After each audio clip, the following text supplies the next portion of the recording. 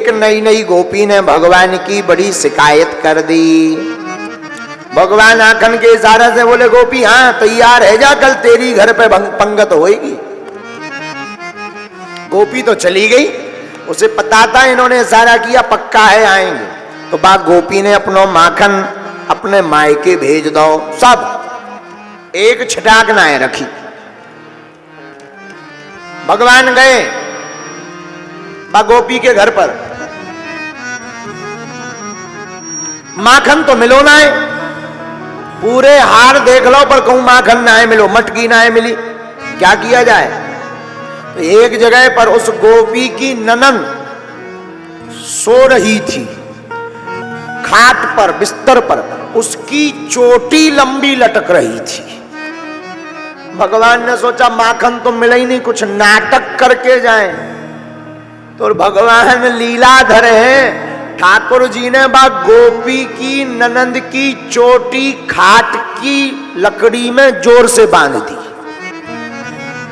कसकर एकदम 8-10 गांठ लगाकर, और हमारे ठाकुर जी कान तक पहुंचकर जोर से बोले हव्वा, और हव्वा कह के दौड़ लगा दी। जहां हव्वा कहो भैया सोई बा गोपी की नींद खुल गई, और नींद खुली जैसे ही उठ करके बैठी और भागने लगी, सोई खाट पीछे पीछे खिसकने लगी। चोटी बंधी थी, चिल्ला करके बोली अरे बचाइयो बचाइयो मोए हव्वा ने पकड़ लो है। गोपी भागती भागती आई, जो शिकायत कर गई थी, देखा भैया कौन हव्वा है, जे हव्वा बव्वा कौन बन गो।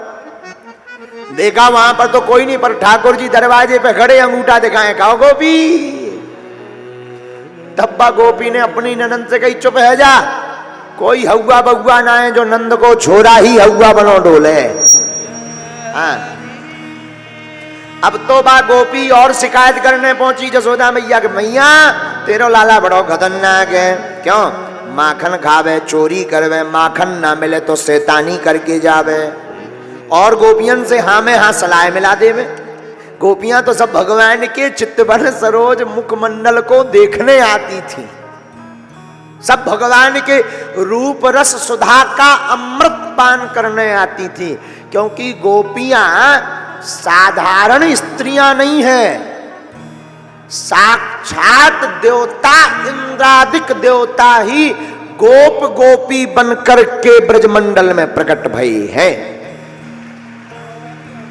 गोपी का अर्थ क्या होता, गौ माने होता इंद्रिय, पी माने होता पीना, जो ब्रह्म रस को अपनी इंद्रियों से पान करने की सामर्थ्यता रखता हो, उसी का नाम है गोपी।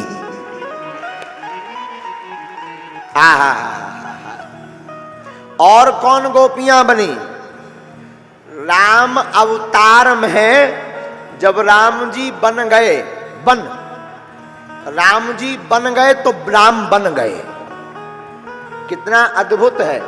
जब राम बन गए तो राम बन गए, जब राम जी बन गए तो राम बन गए। राम मतलब भगवान बन गए। तो वहां के महात्माओं को पता लगा भगवान आए हैं, तो भगवान के साथ जानकी जी, तो सब महात्माओं ने सुन रखा था कि भगवान ने एक पत्थर पर पैर रखा था, नारी बन गई थी, स्त्री। तो जितने महात्मा थे 2-3 दिन तो सत्संग में आए राम जी की, 4-5वें दिन से अब्सेंट छुट्टी। तो राम जी ने लक्ष्मण जी से पूछा कि एक बात बताओ भाई, ये सब महात्मा गायब कहां है। लक्ष्मण जी बोले अभी देखते। लक्ष्मण जी ने देखा सो साम महात्मा, कोनो छोटो पत्थर, कोनो मोटो पत्थर, कोनो गोल, कोनो चपटो, कोनो कालो, कोई सफेद पत्थर बढ़िया टक्कर के रख रहा है इकट्ठा।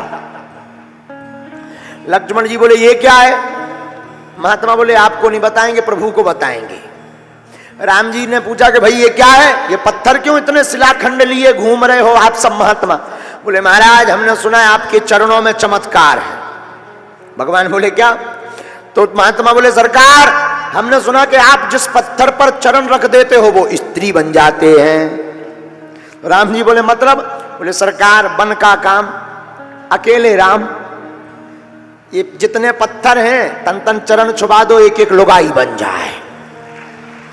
तो बोले राम जी बोले इससे क्या होगा?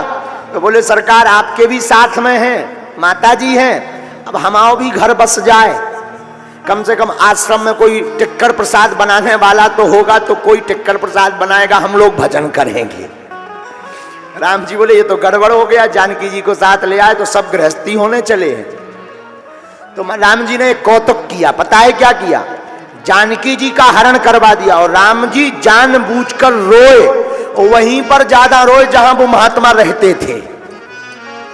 तो जब महात्माओं ने देखा कि बताओ धर्म पत्नी के चक्कर में जो हाला होत के रोना भी पड़ता है, सब महात्माओं ने अपने अपने पत्थर फेंक दे कि हमें रोना नहीं है।